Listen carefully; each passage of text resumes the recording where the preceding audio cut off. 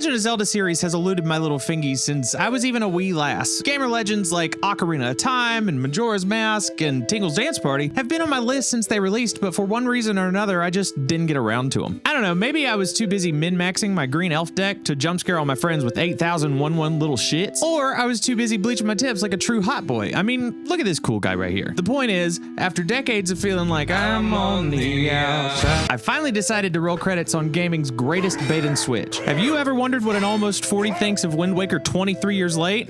No? Well, too bad, doofus. Grab a snack, it's gamer time!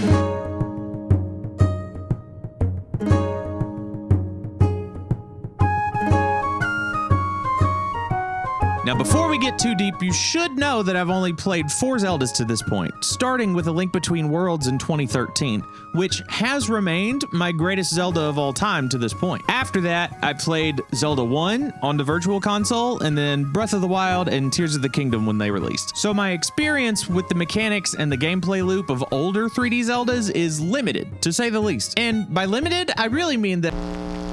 But this should be a cakewalk, right? I mean, these games were made for babies after all, so no big deal, it'll be fine.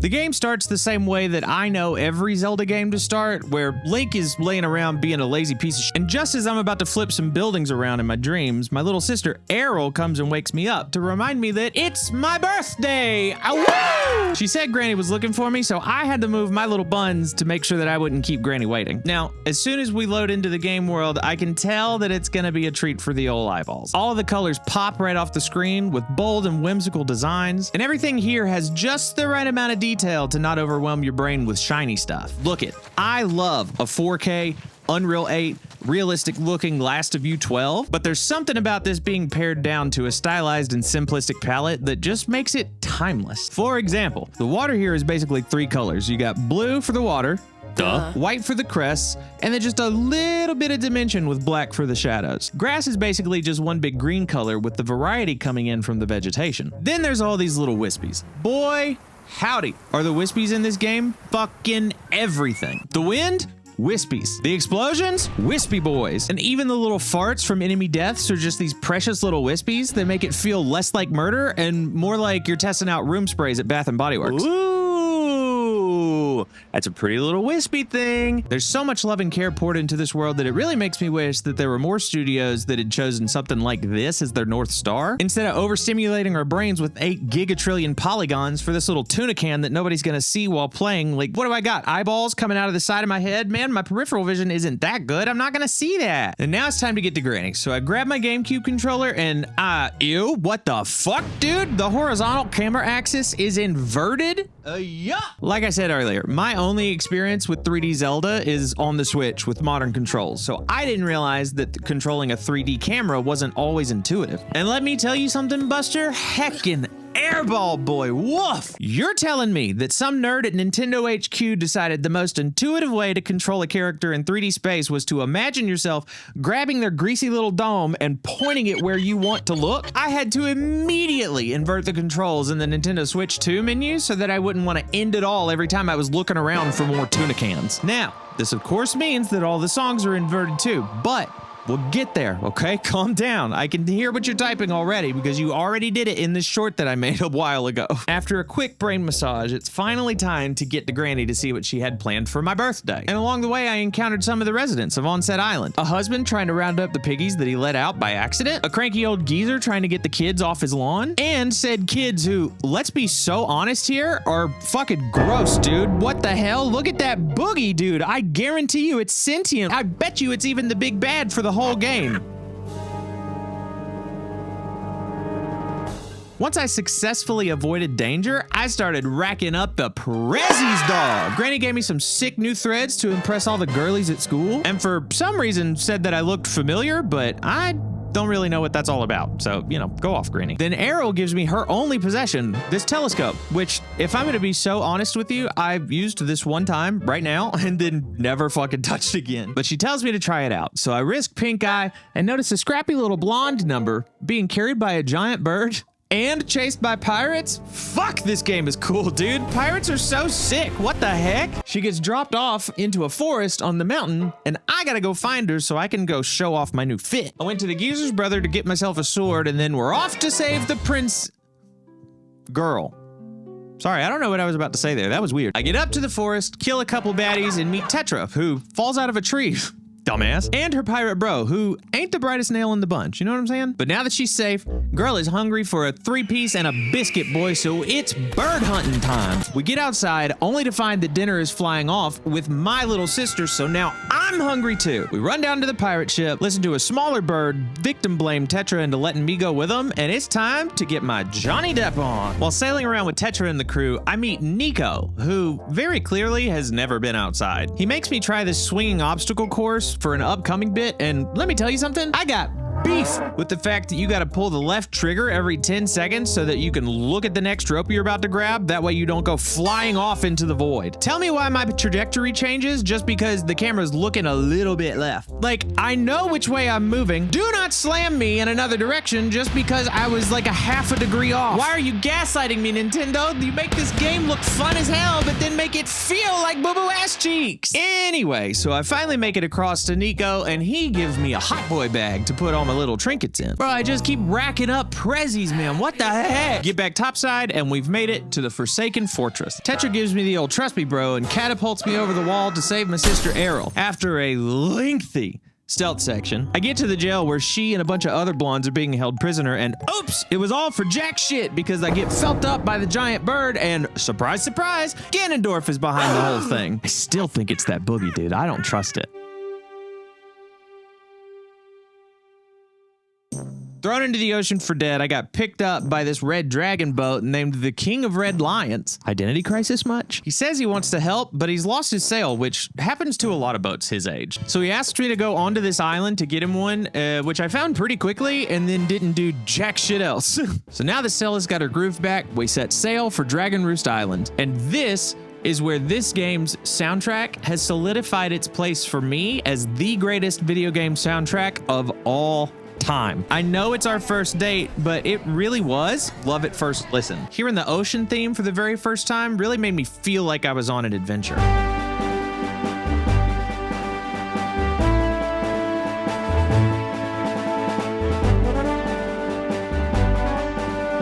Then immediately followed up by the Dragon Roost Island theme.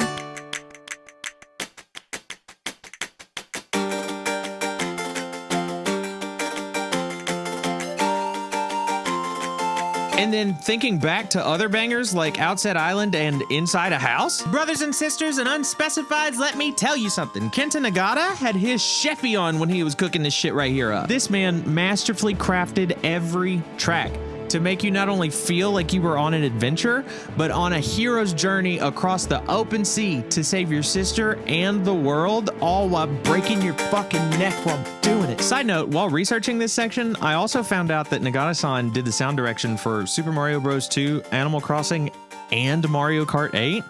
Are we serious, dude? Fuck out of here. Nobody catching up to my boy. Once we land on Dragon Roost Island, Redman gives me this cute little baton called the Wind Waker that lets me control the wind. This is where the camera inversion would have come back to bite me in the ass, but I can get used to inverting my DDR moves much easier than having to rewire my brain every waking second that I want to look around in my like 40-hour playthrough. Live over on twitch.tv/JangleBoy, by the way. After yucking some bombs and more getting used to the platforming, I meet up with the Kingbird, who turns out to be a terrible father and can't meet up with his son face to face, so he gives me a letter to take to him and solidify his absence. Once I do, I meet up with the Prince Kamali, who says that I'm not a real man unless I can get through the caverns. And let me tell you something, I ain't no scaredy boy, so I nut right up and get myself into the first real dungeon of the game.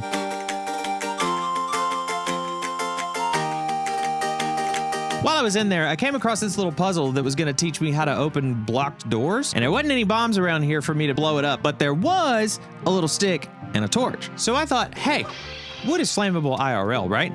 What if I Molotov cocktail this stick into that barricade and see what happens? Guess what?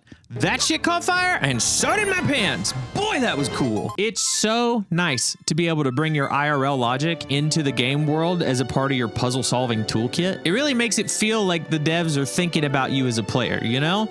It's just nice to be noticed is all I'm saying. After flopping around in this dungeon a little bit more, I come across my first major item, the grappling hook, which is this little MacGyver doodad that lets you swing across gaps on specified points. And with that item get, I discovered the gameplay loop that made me fall in love with the 3D Zelda formula. I've always loved like a Metroidvania style game for its like, hey, that looks like a spot I should be able to get. I wonder if there's some upgrade later that I'm gonna get that lets me come back here and then do that shit. And this game really does that kind of thing perfectly. The dungeon exploration skill set upgrade gameplay loop is so satisfying, it scratches my brain every single time. Finally, I make it to the boss. There's a dragon on top of a mountain trying to take a dookie, but a big scorpion monster down here tickling his taint, keeping him all stopped up. So I gotta go dispense some justice in the form of eyeball poking so that I can let that dragon dump, baby! Once his insides are outsides, I get teleported back to the boat to receive Din's Pearl, the first of 3 that we need to be able to beat the evil Ganondorf and his big grabby bird. 1 down, 2 to go. Let's set sail! Sailing the open seas is this game's way of getting you across the open world. Now, I love an open world game as much as the next guy, but I get squirrel brained really easily, so I always miss the dialogues that are like, oh, hey dumbass, here's where you gotta go and here's the item you gotta get to do this thing that you're supposed to do next. So it was really nice to have the next location marked on the map to keep me guided the entire time. However, it takes 18 long years to get anywhere on this map. Sure, there's little things to do across the sea, like drifting through these barrels to collect garbage out of the ocean, or these tiny islands with like one-off challenges, like a mini golf course, or one where you're warging into seagulls to hit these little crystals to grab yourself a heart piece and stuff like that. But they're so far apart that even getting to those fun little nugs is a chore. I do not like sailing in this game. Kanata-san really putting a team on his back though. The rest of the game is all about getting from one dungeon to the next to see what our loadout is going to be. The Forest Haven was my next stop, where I met my favorite video game character of all time, and it is not close. Makar can have my firstborn if he wants it. I would kill for this little green goblin. Do you understand? And he plays a fire fiddle too. Like Devil Went Down to Georgia. Who the fuck? Makar will never be overthrown as my best boy. This dungeon is where I pick up the boomerang and the leaf for gliding across gaps and stuff like that. Let me tell you something. This leaf is so sick. The movement opportunities that it opens up makes it feel more like I'm in control of my own destiny. It goes from feeling like, oh shit, where am I gonna drop, to like, where are we dropping, boys? The boomerang is great too. It's, you know, it's a little bit finicky, but it lets you do stuff like cut vines or stun enemies or pick garbage up out of the ocean. So with this boomerang, I beat up the giant flower monster who had sucked up our boy Makar and get our second pearl. We are almost there. The final pearl's not even really tied to a dungeon. It's more so locked behind this retrace your steps type beat where you go back to Windfall and get some bombs from our boy Nico and go to Outset Island where we use said bombs to open up a giant cave where we find a big ass fish who speaks an ancient language, and Redman talks to him and we don't know what the fuck's going on. So this whole thing is more like a B&E with a little sprinkling of a one-sided conversation. So once they get done yapping, Jaboon hawks up the final pearl into our hot boy bag and we've got everything we need now to open up the Temple of the Gods. After a long boat ride to get these pearls into a Bermuda Triangle, I got to watch a tower rise up out of the water, and holy shit was I excited to get my boy buns into that thing and start some more puzzling. This is, without a doubt, my favorite temple in this game. These puzzles with these statues was super fun to figure out, and the rewards are just as good. The boss in this dungeon, Allergy Man, is also super fun and has some of the most helpful snot that I've ever seen in my whole life. Uh-oh, you ran out of arrows to shoot his little hands with? Don't worry, dude. Reduce, reuse, baby. And when you fed him enough bombs to satiate his hot fries addiction, he snots out a whole ass heart piece, dude. I wish my snot was this useful. I would wind up looking like this little shit here from the opening of the game. I still don't trust this dude. I bet he's a hive mind controlling even Ganondorf. I've figured this shit out. With the dungeon finished, I make it outside and I'm dazzled by one of the best cutscenes in the entire game. It's here that it's finally revealed to us that there is a world beneath the waves, and turns out it's Hyrule, but soggy. After picking my jaw up off the floor, I did a little more puzzling, a little poking, and got the Master Sword. But it doesn't have the juice that it used to, so I gotta go wake up the sages to reload.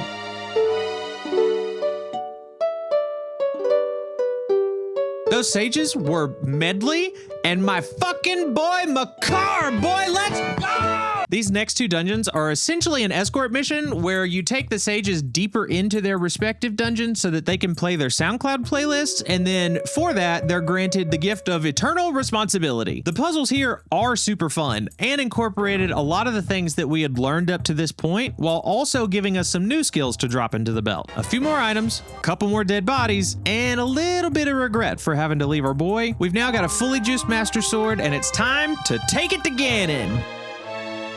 Idiot, you gotta go fishing for maps to take to Tingle, who wants $1 billion goddamn dollars just to read the maps for you, so that you can then go find 8 pieces of a single piece of the Triforce, so that you can then go take it to Ganon. So after losing most of my steam from doing one of the biggest fetch quests I've ever done in my entire life, I head back to Hyrule, where I find Ganon's Tower, where we basically do a boss rush to reinvigorate the Master Sword's bloodlust. After this, the final battle goes by pretty quick and isn't all that tough, but it isn't the combat for this that's the best part of the ending to the game. It's the set pieces and the character interactions that happen throughout it. To me, it kind of felt like an interactive cutscene disguised as a boss battle. Ganon in this iteration is incredible as a menacing force that truly lives for the drama. He's less cartoonishly evil and more so fantasy villain, which makes for a really nice close to the whole experience. While I am shocked that it wasn't the booger, I guess Ganon's pretty cool or whatever, man. Not to mention having the king show up in your final moments of desperation was a very hype moment. So with help from Zelda and Red Man Edition, we open up Ganon's third eye and watch as the world is finally saved and we're sent back topside to live for tomorrow.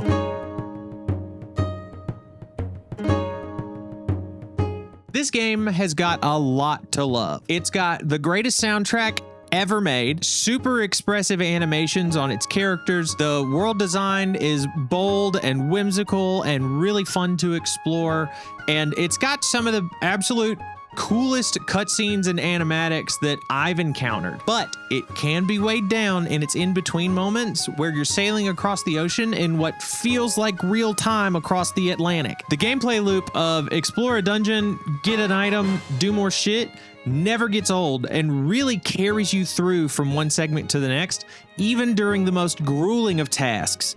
Fuck you, Tingle. I guess a good way to describe my experience with the Wind Waker would be like if when you were a little kid and your mom took you to Six Flags and then you got to ride a roller coaster for the first time and holy shit, that was so much fun. I want to go do another. But in order to get on Superman, you have to wait in a 4-hour line and you keep tugging on your mom's pants talking about, Mommy, I want to go do another ride. I want to go do another ride. And then your mom is like, shut the fuck up, little Timmy. You can't go do another ride yet because we have to wait in this stupid long line because you wanted to be here. And you're like, then maybe can we just go get something to eat? And she's like, no, fuck you. I paid $80 per person to be here. And no, your dad's not coming home. I'll always remember the Wind Waker as the game that made me fall in love with the 3D Zelda formula. But because of the chore of traversal, it didn't quite make it to my favorite Zelda that I've played. It is still pretty high up there though. So I think for now, I'm just gonna put you right here.